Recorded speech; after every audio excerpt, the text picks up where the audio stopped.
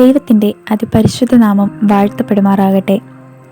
അനുരഞ്ജനത്തിൻ്റെയും പ്രാർത്ഥനയുടെയും മറ്റൊരു നോമ്പ് കാലയളവിൻ്റെ 20-ാം ദിവസത്തിലേക്ക് നാം കടന്നിരിക്കുന്നു.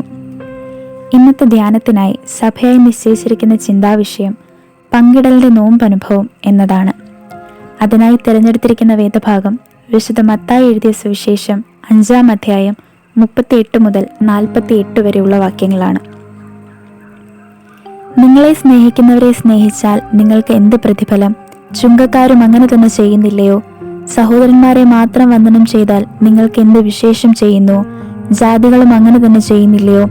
ആകയാൽ നിങ്ങളുടെ സ്വർഗീയ പിതാവ് സൽഗുണപൂർണനായിരിക്കുന്നത് പോലെ നിങ്ങളും സൽഗുണപൂർണനാകുവീൻ എന്നാകുന്നു ഈ വേദഭാഗം നമ്മോട് പറയുന്നത്. എന്നാൽ സ്വാർത്ഥതയും അസൂയയും നിറഞ്ഞ ഈ കാലഘട്ടത്തിൽ സമൂഹം തനിക്കുള്ളതൊന്നും മറ്റുള്ളവരുമായി പങ്കുവയ്ക്കുവാൻ ആഗ്രഹിക്കുന്നില്ല. താനെന്ന മനോഭാവത്തിലാണ് ഇന്നത്തെ സമൂഹം. തന്നെക്കാൾ എളിയവനെ കരുതുവാനോ പങ്കുവയ്ക്കുവാനോ സമന്മാരായി കാണാനോ അവർ തയ്യാറാകുന്നില്ല.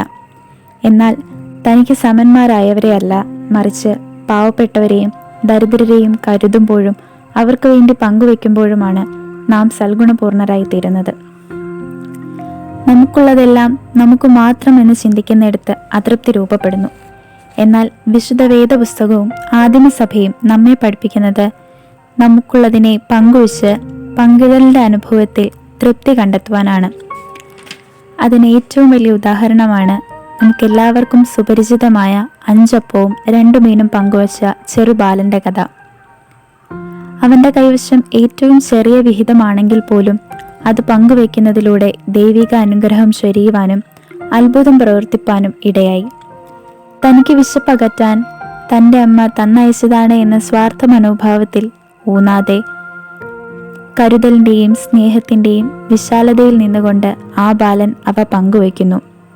അത് അനേകരുടെ വിശപ്പ് അകറ്റുവാനും അനേകർക്ക് അനുഗ്രഹമാകുവാനും അവനെ ഇടയാക്കി. നമുക്ക് ദാനമായി ലഭിക്കുന്നതിനെ പങ്കുവയ്ക്കുന്നതാണ് ദൈവസന്നിധിയിൽ പ്രസാദാത്മകമായ യാഗം. ആഹാരവും വസ്ത്രവും പങ്കിടുമ്പോൾ മാത്രമല്ല, സ്നേഹവും കരുതലും നമ്മുടെ സമയവുമെല്ലാം മറ്റുള്ളവർക്ക് വേണ്ടി മാറ്റിവെക്കുന്നതും പങ്കിടലിൻ്റെ അനുഭവമാണ്. മറ്റുള്ളവരുടെ സന്തോഷത്തിലും സങ്കടത്തിലും ആവശ്യഭാരങ്ങളിലും പങ്കുചേരുന്നിടത്താണ് പങ്കിടലിൻ്റെ അനുഭവം പൂർണ്ണമാകുന്നത്. നോമ്പിൻ്റെ ഈ കാലയളവിൽ സ്വാർത്ഥതയുടെ വേലിക്കെട്ടുകളിൽ നിന്ന് പങ്കുവയ്ക്കലിൻ്റെ ജീവിത വിശുദ്ധിയിലേക്ക് നടക്കുവാൻ നമുക്ക് ഓരോരുത്തർക്കും സാധിക്കട്ടെ എന്ന് നമുക്ക് പ്രാർത്ഥിക്കാം. അതിനായി ദൈവം നമ്മെ അനുഗ്രഹിക്കുമാറാകട്ടെ.